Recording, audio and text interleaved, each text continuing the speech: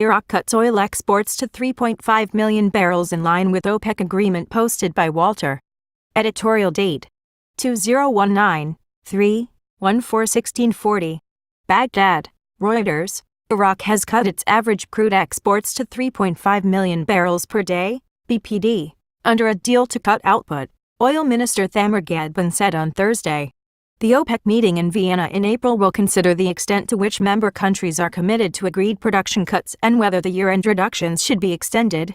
Ghadban told reporters Iraq exported about 3.6 million barrels per day on average in January and February, and 3.7 million in December. Ghadban added that Iraq is committed to the agreement and works to stabilize the markets, and that it produces slightly more than 4.5 million barrels per day, which is less than the full capacity of about 5 million. We do not want sharp price fluctuations because this affects producers and consumers, he said.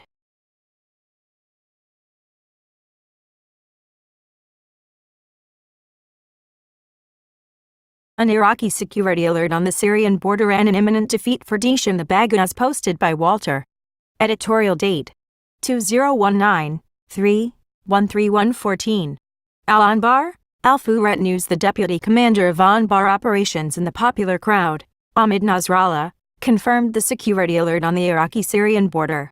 After the advance of Syria's democratic forces against the Iraqi-Syrian border and its ongoing battles with a fugitive in Baghdad, east of Syria, the last terrorist pocket in Syria, Nasrallah told the Euphrates News. He pointed out that the Popular Mobilization Forces and the Iraqi Army and the federal police, as well as the arms and the efficiency of high-end finite ready to prevent the arrival of al-Assad and proximity to the Iraqi border and monitor their gatherings and movements in this region. A military source said that the artillery of the Iraqi army bombed on Tuesday evening the village of al-Baghauz in the province of Deir al-Zor east of Syria and close to the Iraqi border.